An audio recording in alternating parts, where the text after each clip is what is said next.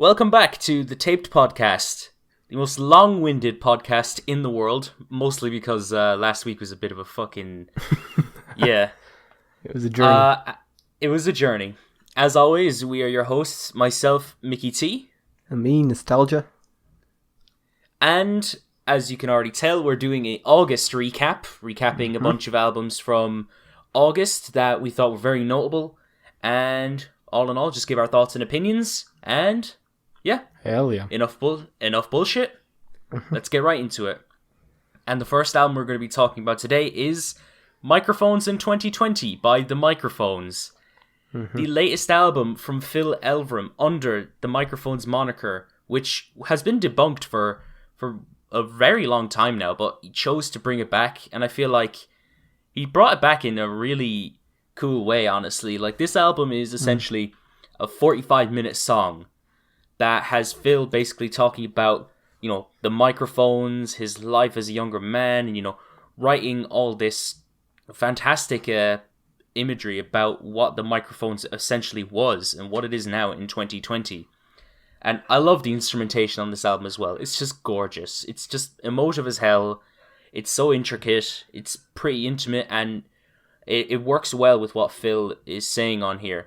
If I had to complain about it, my only real problem is that the fact that it just kind of took a bit of a while to start up. I believe it took like 11 minutes to actually get into the actual content of the album.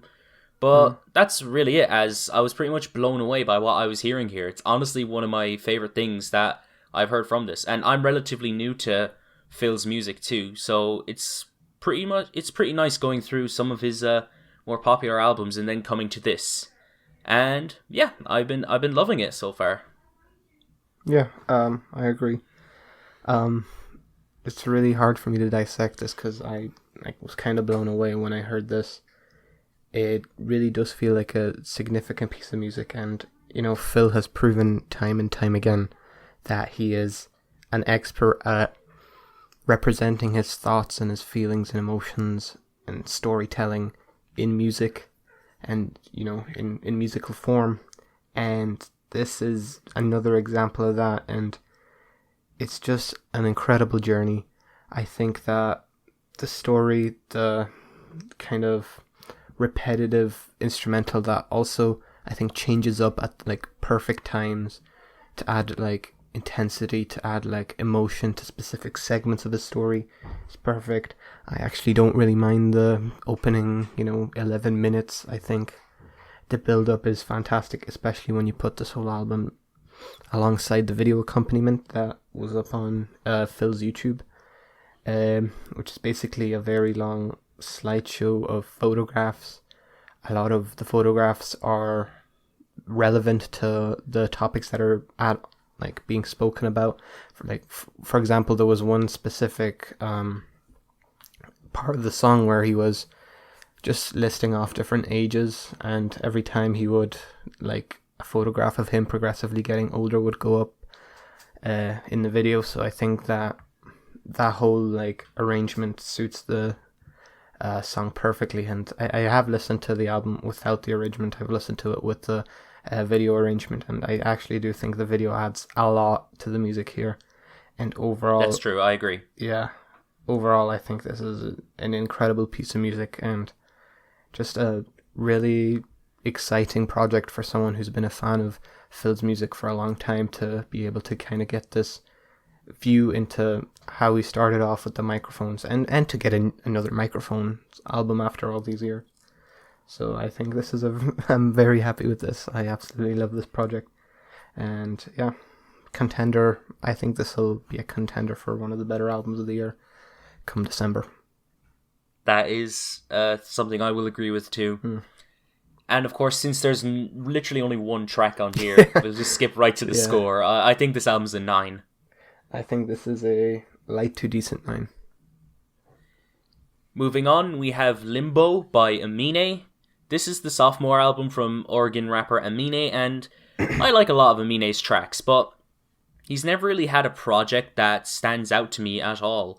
So I was hoping that going into Limbo, that I would finally get a good Amine project that delivers, and honestly I think he delivers on Limbo. It's not the greatest thing I've heard, but it's actually something that I can enjoy the full way through, and really showing that Amine has more potential to make something better in the future. Like, it's clear that he has influences on this album, like especially with a lot of the soul-driven like tracks, especially that's a Kanye influence. And these influences are fine, but when he makes songs that sound exactly like a fucking Drake or a Chris Brown song, then I won't buy it. And he makes some pretty catchy pop rap songs that definitely have more of a melodic edge and stand out among a lot of these songs in Amine's catalogue. Topically, it is pretty basic, but when he focuses on a topic, he makes a pretty compelling song, whether we're talking about tracks like Fetus, Mama, or Burden. And, production is great across the board. There's some fantastic pop rap production throughout this whole thing. And honestly, there are moments in the production that fail to intrigue me sometimes, but for the most part, it was fine.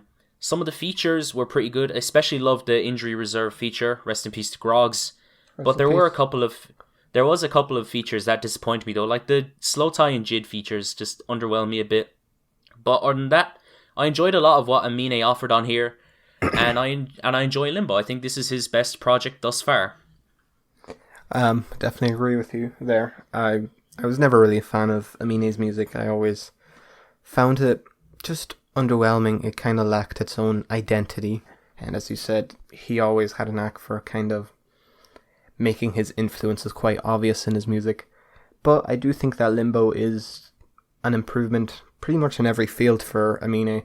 I think the production is very soulful. It does still take a lot of inspiration from a lot of contemporary artists, but I don't think that takes away from the enjoyment, really. The production throughout is clean. It's very focused, I think. What's especially focused is, I think, Amine's performances. I feel like songwriting, his flows, everything is a lot more charismatic, a lot more well written, and just shows a lot more identity than a lot of his previous projects. I still think he has a good way to go before he makes something that's truly great. I still think there's a number of tracks on here that, are definitely not very good. Some that are just kind of unmemorable, but I do think that he has quite a lot of tracks here. I'll get into them in best tracks, but quite a lot of tracks here that really do show like a lot of potential, a lot of promise, and I think this is a step in the right direction for Amine, and I think he's starting to kind of establish his own identity. I agree. My favourite tracks from Limbo are Burden, Shimmy, Compensating, Fetus, and My Reality. My least favourite tracks are Riri and Can't Decide, and I gave this album a light 7. My favourite tracks were Burden, Compensating, Shimmy, Pressure in My Palms, Mama, Fetus, and My Reality, and my least favourites were Can't Decide, Riri, and Easy, and I gave this album a decent to strong 6. Moving on, we have Dreamland by Glass Animals.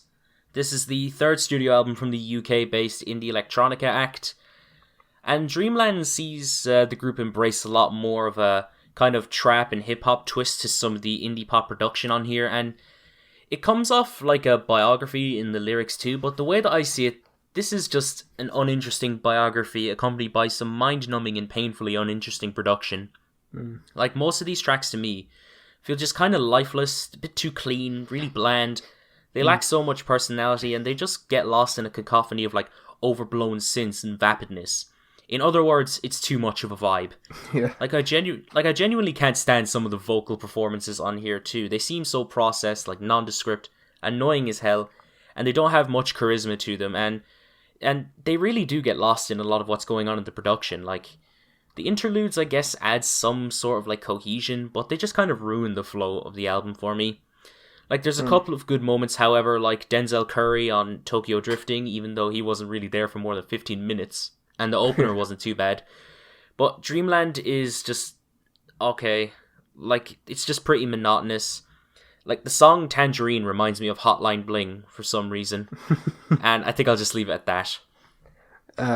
Yeah, this album, I think it's a complete mess. I think it lacks any cohesion.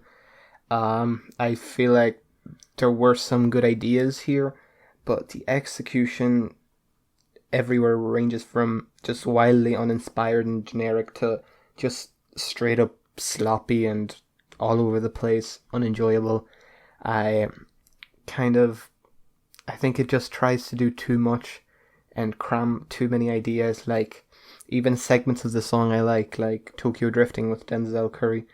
There's just, that verse kind of comes out of nowhere, and it just feels a bit disjointed as much as I enjoyed it. And just a lot of the album, a lot of the ideas here, the interludes, everything just feels kind of disjointed from itself.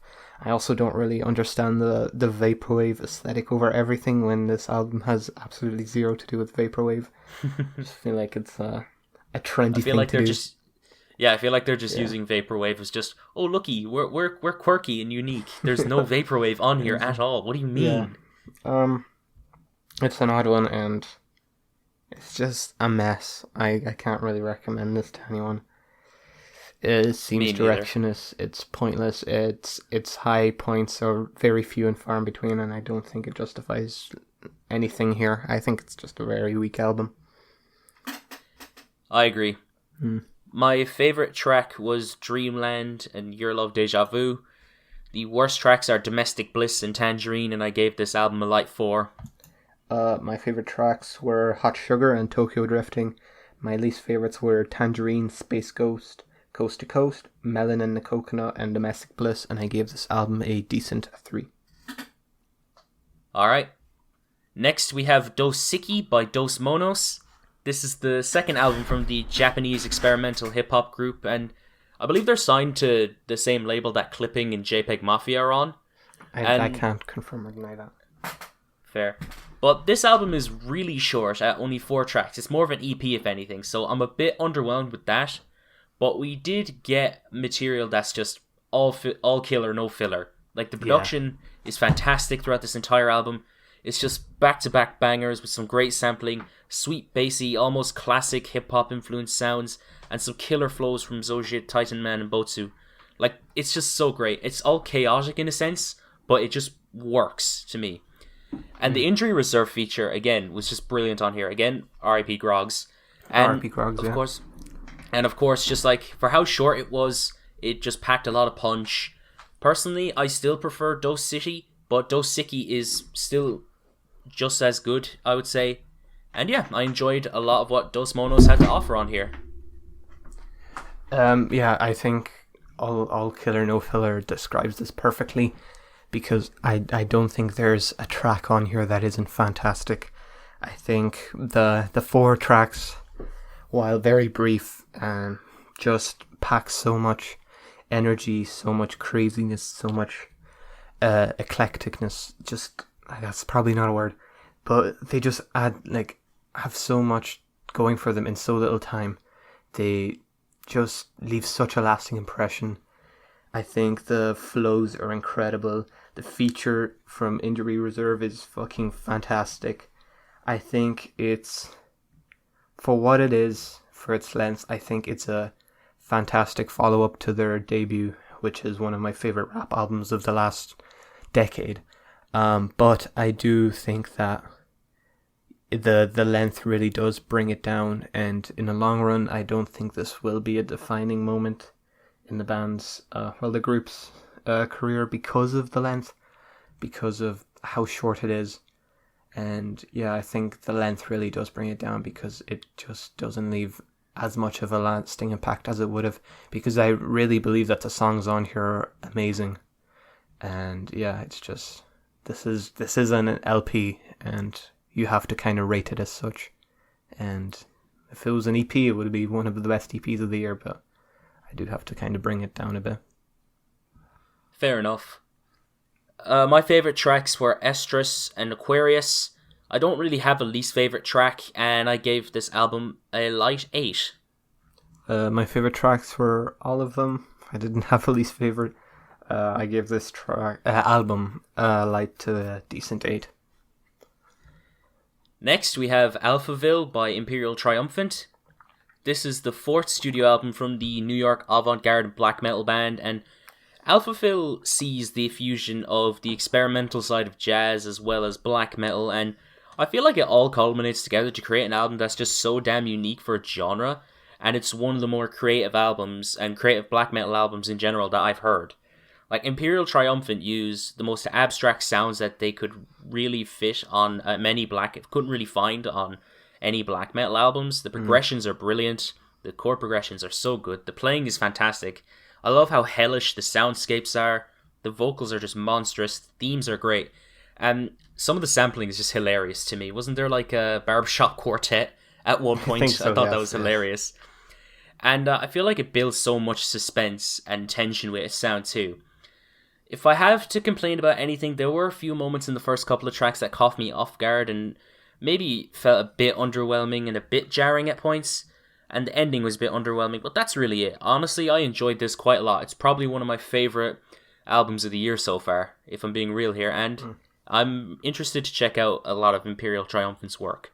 After this, anyway. Well, in my opinion, this is their best album so far. I think they prove again that they're really fucking good at putting the technical in technical death metal. I think this album is fucking crazy. It's wild. The song structures are so just random but calculated. The vocals are just so powerful. Just they get stuck in your psyche, and everything here just hits really hard. And I think Imperial Triumphant deliver what they're best at yet again. But I think when it comes to their previous albums, I think this is their most refined. I think it's the most hard hitting. I think it's the most well performed and produced album to date.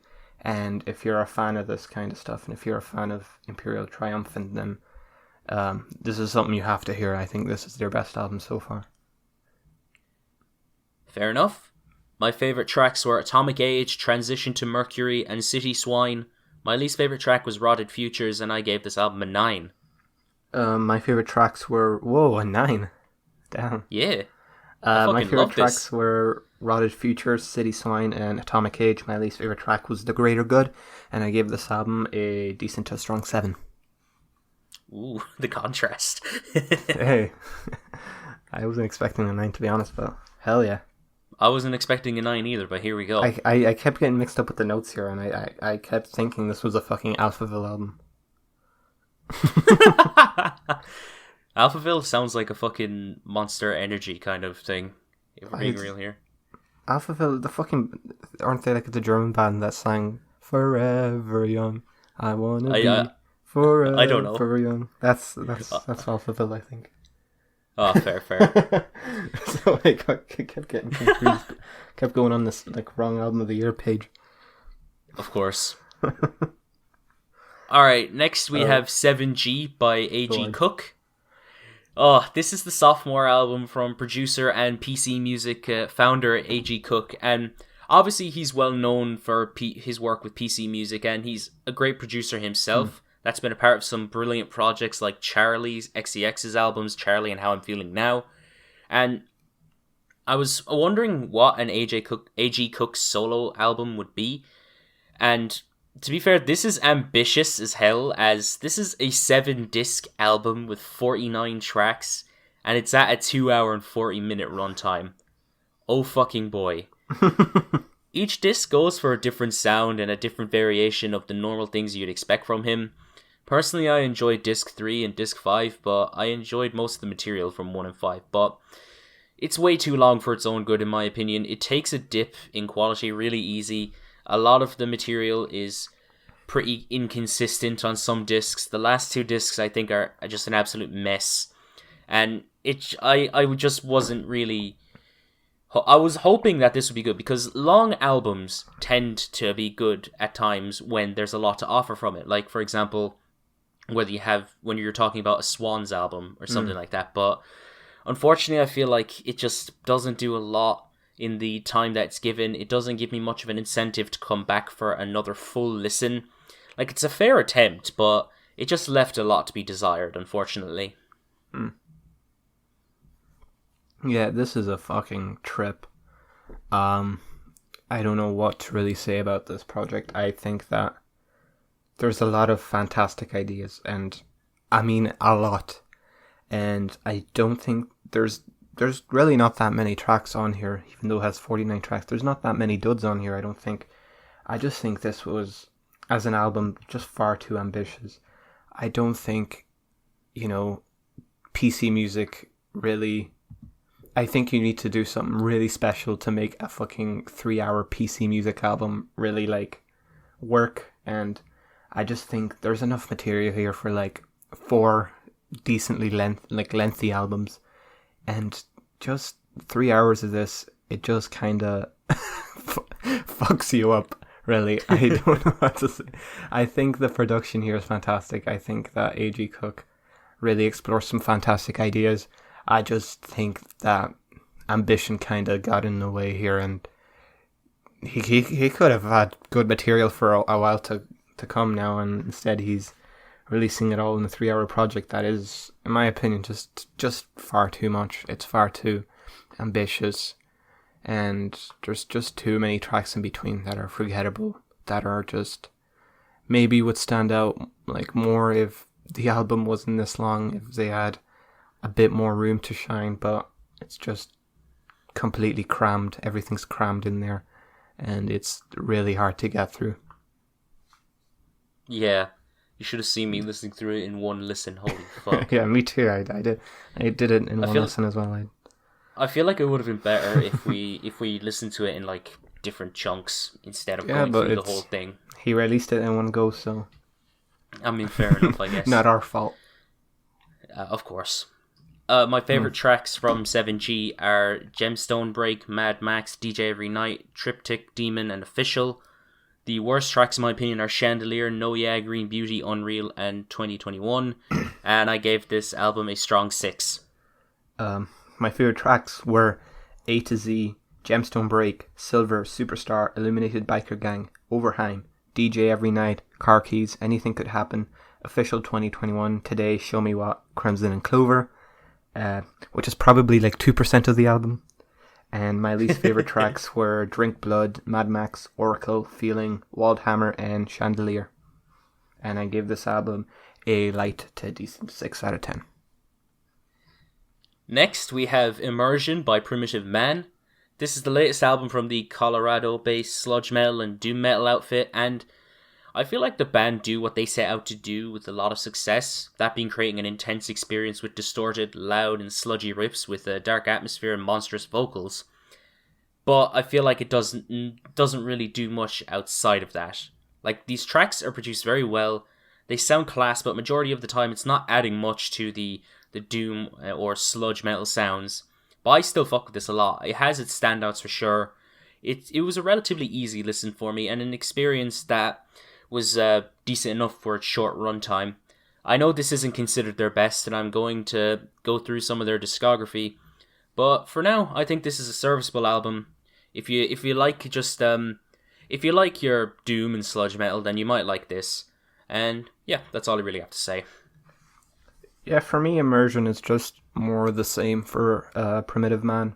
They once again release an album that just sounds like the world is crumbling around you, and you know, they've proven that sound, that whole atmosphere is what they exceed at, what they do best, and this is no exception. I do think that, you know, it's not their best album. I think their previous album, Caustic, really is more focused and just strikes me as more ambitious in a lot of its passages and movements, and just overall is a better listening experience. But I still think that this here album is very good. I think that the tracks on here are fucking dark, they're grimy, they're nasty, exactly what you'd expect from Primitive Man.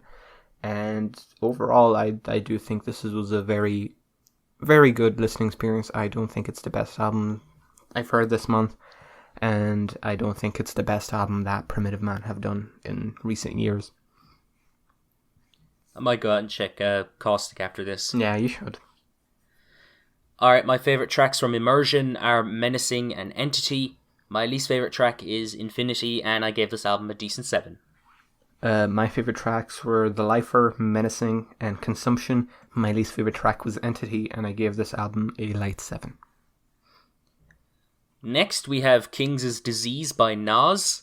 This is the 13th solo studio album from New York rap legend Nas, and Nas seems to be expanding and more accepting of the new generation on this album, as, you know, the features are noticeably in the new demographic, And the production is definitely more modern inspired since it's produced by Hit Boy. And it's no secret that Nas isn't in his prime. But I feel like this is one of Nas's better later stage albums. I feel like the production on this album is definitely more Kanye tinged, and for the most part I feel like it works in Nas's favor as he delivers a lot of good verses, still showing that he has decent pen game in this stage of his career. The features are decent for the most part, but they were pretty lackluster, like 504 and Big Sean, Anderson .Paak and ASAP Ferg. Honestly, there were some lyrics that kind of rubbed me the wrong way, whatever Nas was saying. But other than that, I liked a lot of what Nas was doing. It's better than what I was hoping it would be. And honestly, it's probably one of Nas's better produced albums. And all I can really say is I'm happy with this. Yeah. Yeah, I think this new Nas album definitely has its moments. And it definitely feels like he's kind of starting to feel more comfortable in this kind of contemporary rap wave. But I just think a lot of the material here just isn't very engaging, isn't very convincing. I think that Nas, as always, has a great presence and energy over these tracks and beats. But lyrically, I really think it's either a hit or a miss. I don't think there's anything in between. Some tracks, I think, vocally and flow-wise and definitely songwriting-wise, live up to, the standards you may expect from Nas, but I think a lot of the tracks really don't do much to shine in those categories. And, production, again, I think at points I think it does shine, but at others it's just really inconsistent. And again, I think it's hit or miss. I don't think it's in the middle at any point. There are tracks like Blue Benz, which I think the production is fantastic and very memorable, and then there's tracks like Replace Me where I don't care much for the production whatsoever, and I think that really drags a lot of these tracks down. So overall, I'm not disappointed, but I'm also not that impressed. Fair enough. My favourite tracks from Kings' Disease are Car 85, Till the War Is Won, Full Circle and Ultra Black. My least favourite tracks are Spicy and Replace Me, and I gave this album a light 7. My favourite tracks were Blue Benz, Ultra Black, All Bad, 10 points. My least favourite tracks were 27 Summers, Replace Me, and I gave this album a decent 5. Next we have Imploding the Mirage by The Killers. This is the 6th studio album from the Nevada alt-rock and pop-rock band, and I have nostalgia for The Killers, especially some of their big hit singles and tracks from the Hot Fuss era of their music. But the rest of their discography hasn't really done much for me. And this album definitely takes us on a bit of a nostalgia trip, especially with a lot of the new wave influence. But then there's also instances of Heartland rock and their stadium rock twists. However, this album isn't all that consistent to me, as I feel like there was only really one great track. I'll get to it in a minute. While the rest range from being decent to mediocre, especially the last 3 tracks, which were pretty sloppy in my opinion. The production for the most part is good, it does what it intends to do, but I can't help but feel like the new wave influences are too derivative of these groups that inspire the sound. For the most part, the songwriting is uninteresting, and Brandon Flowers' vocals are fine. It's an inoffensive Killers album, what do you expect at this stage? And the YS Blood feature was pretty disappointing to me also. So that's all I really have to say at this stage. Yeah, I think, sure, it's a bit corny, but I do think the Heartland rock approach kind of works in a way, and it does make for some great tracks, and an album that's overall, while definitely not without its duds, it was still a pleasant album to listen to. I still kind of came out of this pleasantly surprised, because honestly I don't think I was expecting much of anything, and at least I came out with a good track or two that I think I can look back on and overall say that made a lasting impression on me. I think the album has its weak moments, but overall I think it's a good attempt from the Killers. I think that it's charming, I think it's fun, and I don't think there's really much more expected of them at this point in their career. I don't think they've released anything really significant since their debut. Yeah, it's okay. I agree. My favourite track was Caution, and the worst tracks were My God, When the Dream Runs Dry, and Imploding the Mirage, and I gave this album a light 5. My favourite tracks were My Own Soul's Warning, Dying Breed, Fire in a Bone, and My God, and my least favourite tracks were Running Towards a Place and When the Dreams Run Dry, and I gave this album a light 6. Next, we have Down in the Weeds Where the World Once Was by Bright Eyes. This is the 9th studio album from the indie folk outfit, and while I think this is a decent album, I don't really have much to say about it outside of having some decent and pleasant sounding production, and sometimes often great lyrics. There's so many great tracks on this album, in my opinion. I love a lot of them, but then there's a load of tracks that I just don't really care for, whether that be because the songwriting didn't really intrigue me all that much, the vocal performances weren't doing much for me, or because the production wasn't all there. But I have nothing else to say outside of that. I think this is decent, and yeah, that's it. Yeah, I'm quite a big Bright Eyes fan, so, you know, I'm always happy to get a new release from a band I like that hasn't released in a while. And honestly, I think this album kind of doesn't blow me away, but it also doesn't really disappoint. I feel like this is kind of what I would have expected Bright Eyes to come out with after the break. It's definitely good throughout, but I just don't think it's quite as memorable as any other best works. I think it does kind of have a number of tracks that do grab my attention, and, you know, a few tracks that I come away kind of more engaged by and definitely more memorable. But overall, I think the more busy instrumentation kind of muddles a lot of the vocals and the kind of stripped back aesthetic that I think I really appreciate in some of my favorite Bright Eyes songs. And overall, it's a bit hit or miss, and I think instrumentally a lot of the time instrumentally is where it either hits or misses, because vocally and songwriting, it's fine. It's kind of what you would expect, but it doesn't really strike me as all that memorable either. So yeah, I think it's a good album. I'm not much else to say. Alright. My favourite track was One and Done. No, my favourite tracks were Dance and Sing, One and Done, and Stairwell Song. My least favourite track was Tilt a Whirl, and I gave this album a strong 6. My favourite tracks were Dance and Sing, One and Done, Stairwell Song, Tilt a Whirl, Comet Song. My least favourite track was Pan and Broom, and I gave this album a strong 6.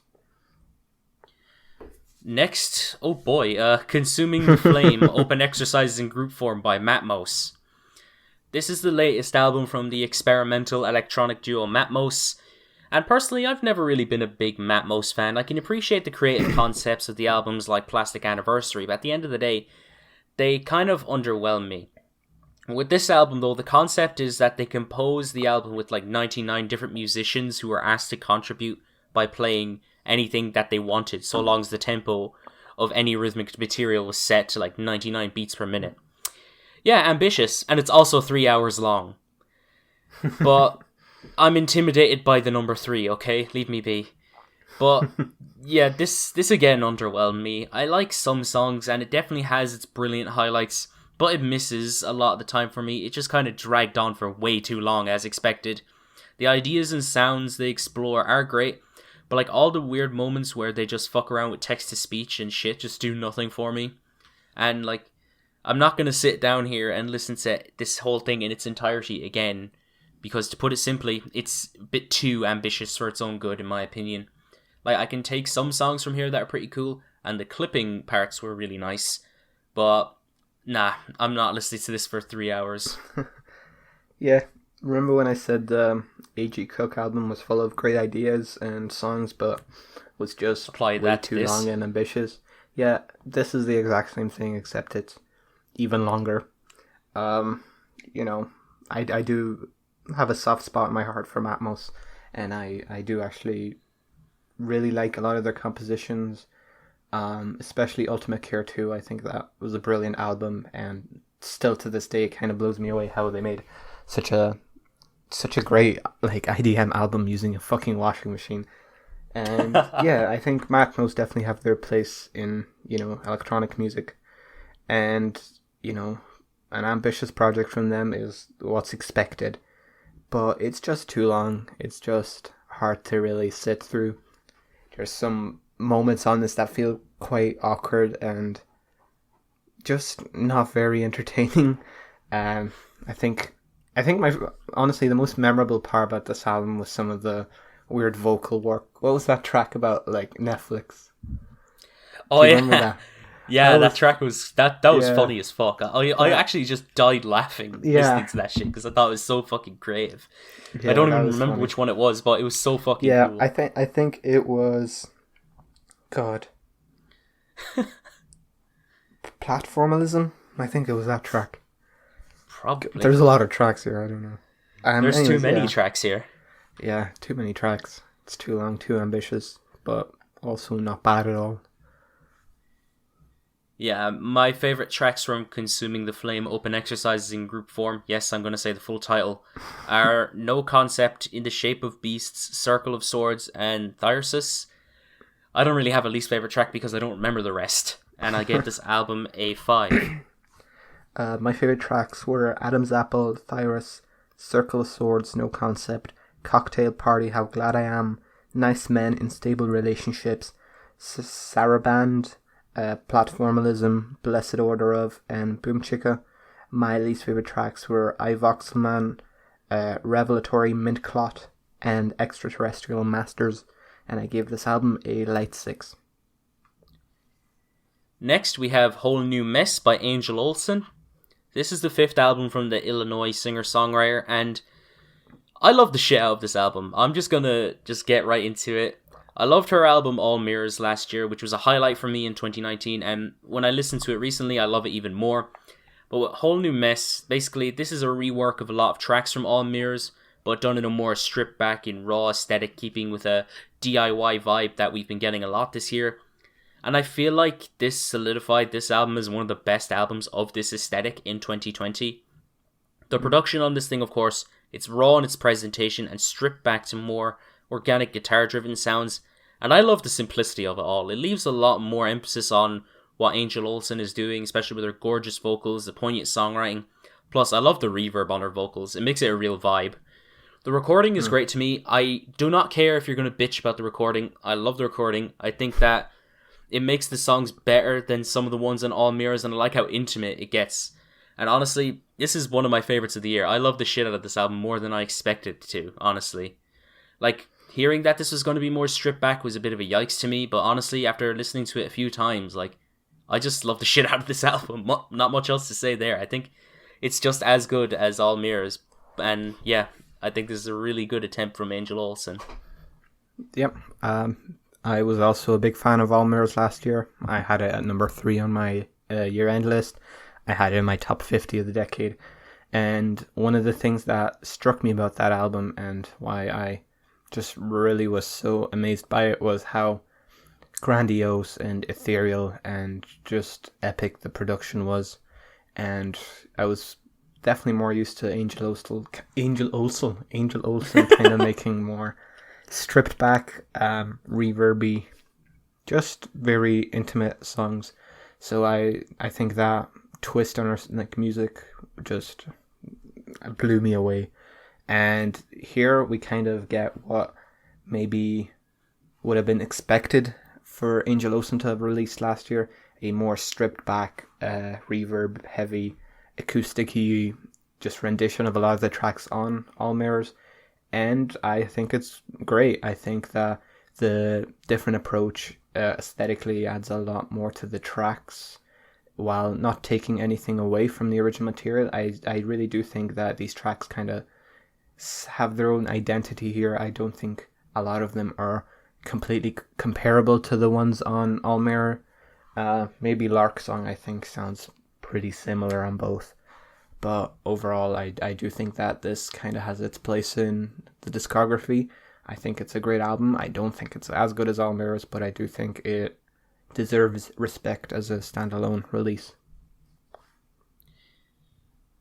Alright, my favourite tracks are Summer Song, Chance Forever Love, Too Easy, Bigger Than Us, and Impasse Working for the Name. My least favourite track was Tonight, and I gave this album a strong 8. My favorite tracks were Whole New Mess, New Love, Cassette, sponsor, Waving Smiling, Lark Song, and Summer Song. And my least favorite track was Tonight, Without You. And I gave this album a very strong 7. Nice. Next, we have Smile by Katy Perry. This is the 5th album from Katy Perry, and I wasn't expecting much going into it, all that much, as I don't really get much out of Katy Perry's music in general, and it was more or less the same with Smile. It's what I'd expect from Katy Perry at this stage in her career. It's as inoffensive to the next degree as it is for most of her material. Her vocals are good, but the production is decent, and the songwriting is okay. Like, it's pretty much the same music that Katy Perry has been making since 2009, with just more polish to it. Like, there isn't much to it besides that, and that's it. That's all I have to say. Yeah, I think the album starts off very strong with the opening track, which I think she released last year. I think so. I think it was last year or early this year. Yeah, she's been teasing this album with a few singles last year. Yeah, and I'm Never Really Over is a brilliant track. It's one of my favorite pop tracks of that year. I think the production is so vibrant. It's so just feel good and charming, and overall I think it's a brilliant pop track. But I think the album just plunges downhill after that. I still think the second track is pretty good, but after that it's just track and track of just really generic pop production with like no distinguishable qualities. And then on top of that is Katy Perry's just really cleaned up and polished vocals, and just this like feel good cheesy attitude throughout this whole thing that's just so cookie cutter that it's almost uncomfortable to listen to at times. And yeah, overall it's just another boring pop album that I really can't say much about. It has one highlight really, and that's about it. Fair. My favourite tracks from Smile are Cry About It Later and Smile. My least favourite track is Harley's in Hawaii, and I gave this album a strong 4. My favourite tracks were Never Really Over, Cry About It Later, and my least favourite tracks were Daisies, Resilient, Smile, and What Makes a Woman, and I gave this album a decent 3. Next, we have Energy by Disclosure. This is the 3rd studio album from the UK garage and house duo, and this album has its issues, but I enjoyed a majority of the material on here. The features had some interesting faces on here, like Common, Amine, Slowthai, and Mick Jenkins, and more, but a few of them really underwhelmed me, unsurprisingly, like Kehlani, and surprisingly Sid. The production is very good in this album. It's really nice, it's layered, it ranges from being really hype and energetic to relaxed and pretty vibey. But I feel like a lot of the more relaxed and vibey cuts just get lost in just the bit of monotony and just don't really stand out as much as some of the best tracks. It has its fair share of standouts, but a lot of it began to get dull, especially in the second half of the album. And there isn't much besides that. I think it's a nice. I think it's a nice garage. I think it's a nice garage album, and yeah, it's a decent inclusion into Disclosure's discography, but it's not as good as the debut, I would say. Yeah, I think the album is filled with tracks that are very engaging and catchy and definitely danceable with their production. And while the production is something that I do think is great, I do think the songs kind of suffer at definitely like on the latter end of the album when it comes to the structures and the overall composition. I think a lot of the tracks feel very messy, very untuned, and just a bit all over the place. I think there's just too much emphasis on just danceability and a beat and everything, so that everything else gets kind of left on the back burner on a lot of these tracks. And overall, I still think it's a enjoyable album. I do think it's best enjoyed as kind of something to have on in the background to nod your head to. Maybe it's better when you're drunk, probably is, but overall, it's decent. Alright, my favourite tracks are My High, Who Knew, Dua Molly Molly, and the Fractal Interlude. And my least favourite track was Birthday, and I gave this album a light 7. My favourite tracks were Watch Your Step, Lavender, My High, Duha, and Who Knew. My least favorite tracks were Fractal, Ce n'est pas, and Energy. And my least favorite... Oh no, what am I going? I was about to say my least favorite score. My score is decent to a strong 5. Fair enough. Next we have Cool Tapes Volume 3 by Jaden. This is the third Cool Tape mixtape from Jaden, and up to this point, Jaden's career has just been a monotonous wait for an actual good project from him. And, I don't know, just like, Sire is decent. I think Sire is okay, and it did show he had potential, but like, for years now, Jaden has just been wasting his potential and his budget on trying to sound like other artists. Like, on Iris, he tried to sound like Travis Scott, and like, on the Sunset tapes, he copied Brockhampton a lot. And honestly, I was just expecting him to rip off somebody on this album. And, honestly, I feel like this is Jaden's most ambitious project yet. And by ambitious, he stepped outside his mansion. He spends his time going into the indie pop and pop rap territory and comes out like as a malformed, monotonous, boring, and generic fucking piece of shit project. Most of the songs have this like happy-go-lucky vibe that just sound like he listened to Sgt. Pepper's once and just decided he was inspired. Plus, it just comes off like so forced that it's really cringy.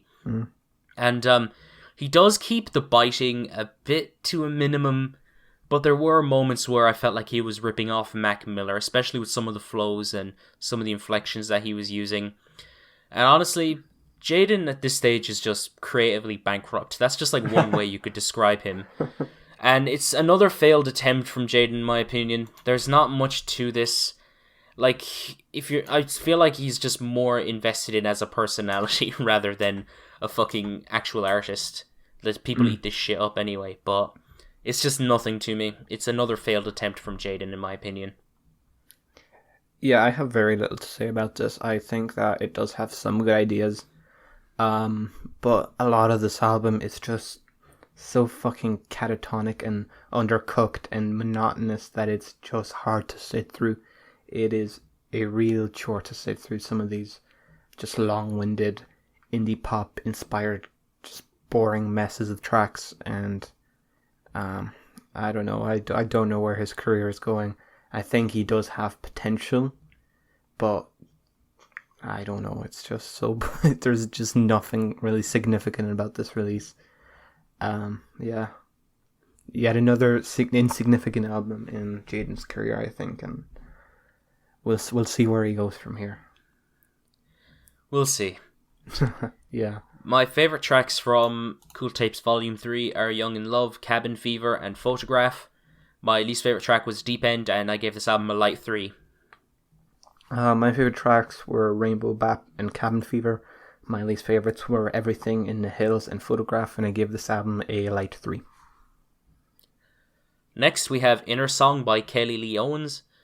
This is the sophomore album from singer-songwriter and producer Kelly Lee Owens, and the production on this thing is great, to say the least. The atmospheres she creates are on a whole nother level, and it varies in its tone. I think that Kelly's vocals are fantastic whenever she sings, and her lyrics are well written and heartfelt. I feel like a lot of it is... The only issue that I have is that I got bored for a couple of tracks, mostly in the middle of the track list itself, and it was mostly because the production wasn't the best. It dragged on for a bit too long, and that one track that had a lot of spoken word on it just didn't do much for me. Either way, when the highs hit, they hit, and there's plenty of highs on this record. I think it's Kelly Lee Owens' best album yet, and I can't wait to see what she does in the future. Yep, I think this is very good. I myself was a big fan of the production. I love how distant and eerie it feels, but also it's very much dreamy and full of life. I think the vocal work from Kelly Lee Owens perfectly matches this kind of serene aesthetic, and the vocals just add so much dreaminess to the album. Also, I think it's quite funny how we get a second Radiohead cover. And earlier this year, Leanne Havas was it covered? Weird Fishes. Yeah, and Weird Fishes technically has been covered again. Arpeggi. Yeah. Now Kelly Lee Owens covers the second part of that track, which is funny enough.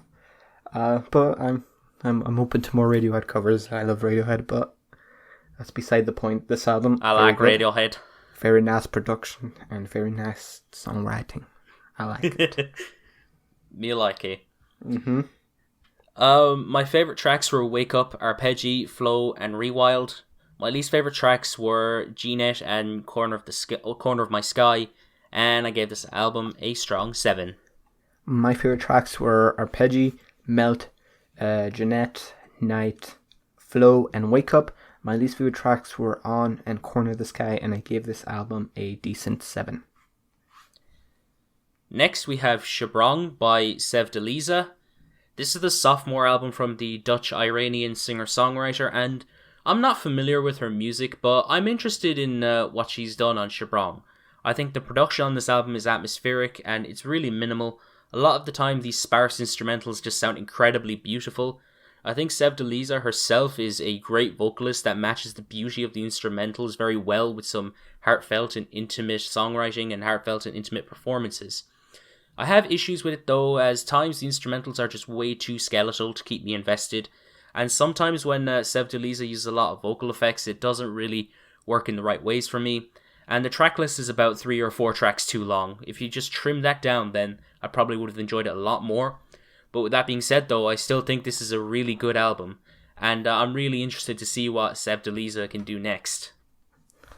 I honestly feel like I'm missing something here, because this album has been getting a lot of praise online, and I just really don't see anything much in this release at all. I think that the instrumentation, it's very barren and eclectic, and it is quite pleasant, but I don't think it really amounts to much in the end for me.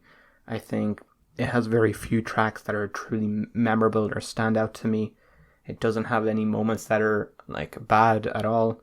It just, I think, I can see a semblance of greatness. I can see a lot of moments here with a lot of potential, but overall I think I'm just a bit underwhelmed and left with very few memorable moments, and an album that, while definitely not bad, just didn't do much to pique my interest.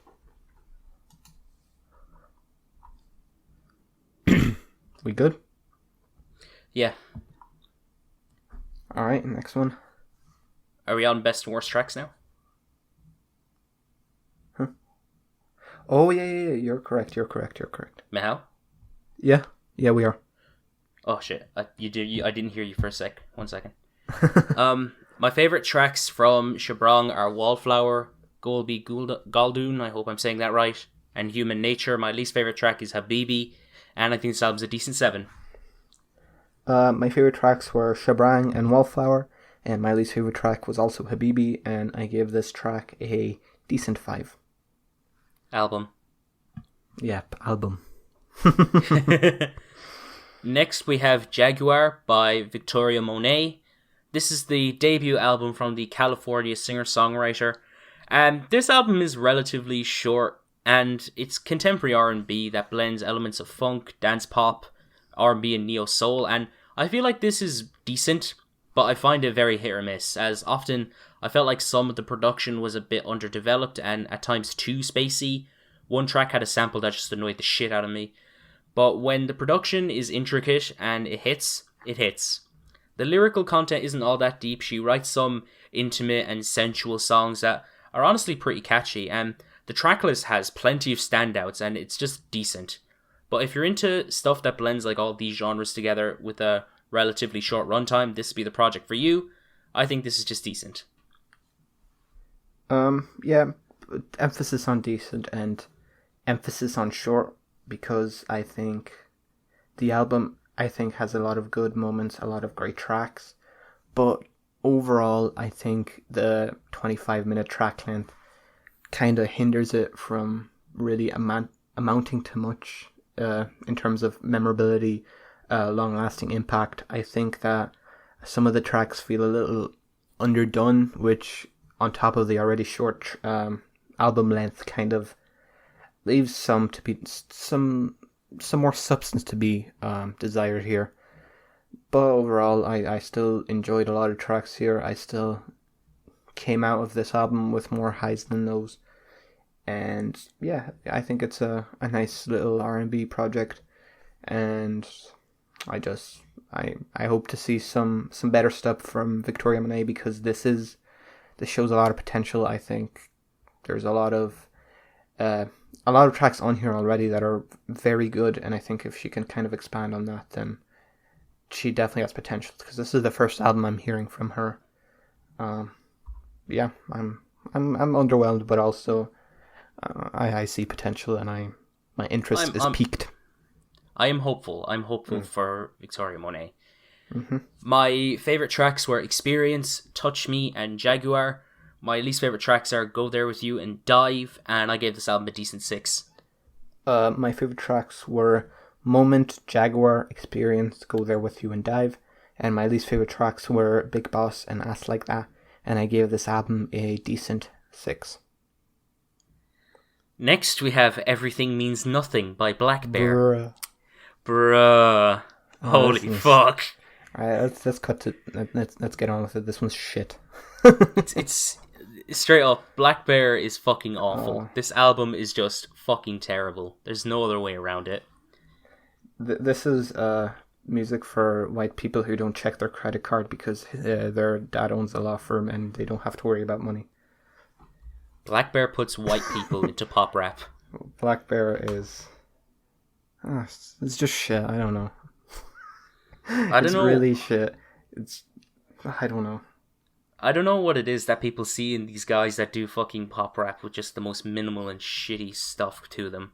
Like, the songwriting's fucking awful. It's the vibes, just to be dude. clear. It's just the vibes. It's the vibes. I'm going out with the boys in the weekend. We have this playing in the car. Yeah. Straight up. This is like one of the worst albums I've heard all year.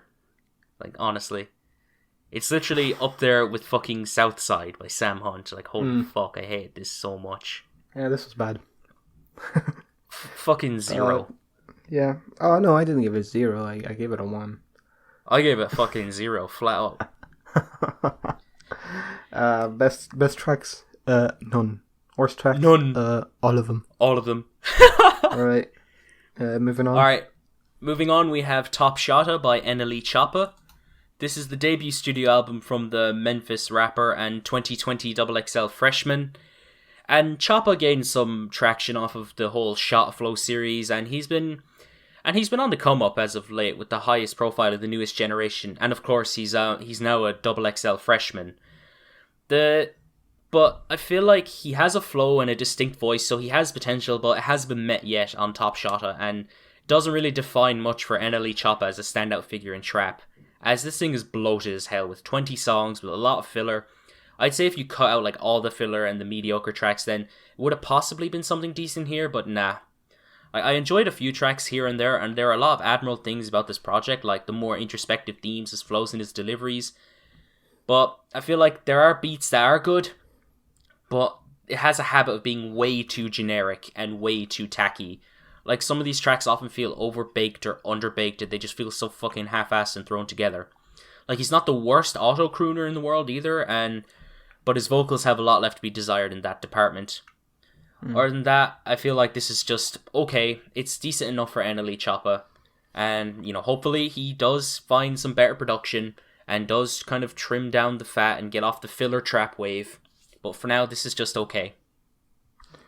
Yeah, I'm not a fan. For me, the most interesting thing about this, impressive, should I say, the most impressive thing about this project is how NLE Choppa manages to go a full hour without having any ideas or sounds that are in any way, shape, or form fresh or new or unique. It just is the most cookie-cutter trap rap album I've heard. I would say in a while, but I've been hearing a fair few of these recently. And yeah, same. Yeah, just there's nothing here. I don't care much for his flow. I don't care much for his deliveries. I don't care much for his voice and tone in general. I don't care much for any of the beats. I'm not completely turned off or just hating any of these aspects. I'm just meh. Whatever. If I heard this on the radio, I'd probably keep it on. It might tap my head. It's so fucking generic. Okay, I'll agree with you. Yeah, I don't have anything else to say. Harsh.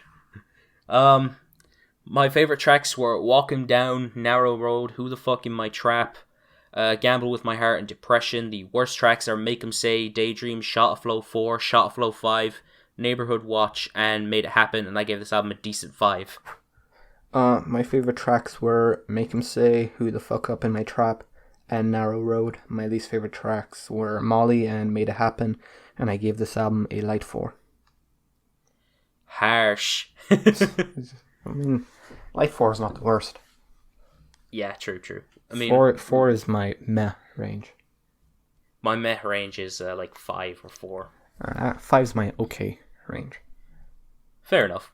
Next, we have Celebration of Ending by Biffy Clyro. This is the 9th studio album from the Scottish post-hardcore and alt-rock band, and in the case of this album, all I'm really seeing it as is an attempt at trying to sound more interesting than it actually is. Like, the production, in my opinion, isn't really all that adventurous. It's really predictable, it's too clean and overblown, and honestly, it just sounds like it belongs in the 90s, just with a bit of 2020 polish. The songwriting isn't interesting at all, the vocals are pretty mediocre, oftentimes the tracks just feel way longer than they actually are, and the songs that I liked are fine, but like, this is just mostly mediocre for me. This just didn't do anything for me at all. I have nothing to say about this. I think the most perfect thing you could have said about this was that it does sound like it's from the 90s, but with 2020 polish. It has its moments instrumentally, but it's just way too overblown with these really clean production choices. It just sounds too pristine and just too clean for an alt-rock album. And it takes just a lot away from this album, because at its core, I do think that a lot of the tracks here have potential. I just think the production just fucks everything. It sounds way too clean for an alt-rock album. I still think that it has some good tracks, but overall, I'm not a fan. Me neither. My favorite track is End Of. The worst track is Cop Syrup, and I gave this album a decent 4. My favorite tracks were Tiny Indoor Fireworks, End Of, The Pink Limit, and Opaque. My least favorite tracks were The Champ and Instant History, and I gave this a strong 4 to a light 5. And that's it. We're just going to count down our worst and best tracks. 3 worst ones. Not tracks, albums. Yeah. Albums, sorry. 3 worst albums and 5 best albums. We'll start with the worst. And it's the usual. My number 3 pick for the worst is Dreamland, Glass Animals. My number 3 pick is also Dreamland, Glass Animals. My number 2 pick is Cool Tapes Volume 3 by Jaden. My number 2 pick is Katy Perry's Smile. Wait, did I say 3 or 2? You said 2 there. Okay. And worst, I chose Everything Means Nothing, Blackbear.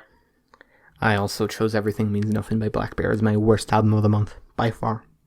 It's possibly my worst album of the year, but we'll see how the year-end lists go. Now on to our 5 best. My number 5 pick is Inner Song, Kelly Lee Owen. My number 5 pick is Imperial Triumphant with Alphaville. My number 4 pick is Dos Siki by Dos Monos. My number 4 pick is Kelly Lee Owens with Inner Song. My number 3 pick is Whole New Mess by Angel Olsen. My number 3 pick is also Whole New Mess by Angel Olsen. My number 2 pick is Alphaville, Imperial Triumphant. My number 2 pick is Dos Monos, Dos Siki, sorry. And my favourite album of August, Microphones in 2020 by The Microphones. Microphones in 2020 is also my favourite album of August. I love how all the best albums were all in our fucking rankings. Like, each one's with the same.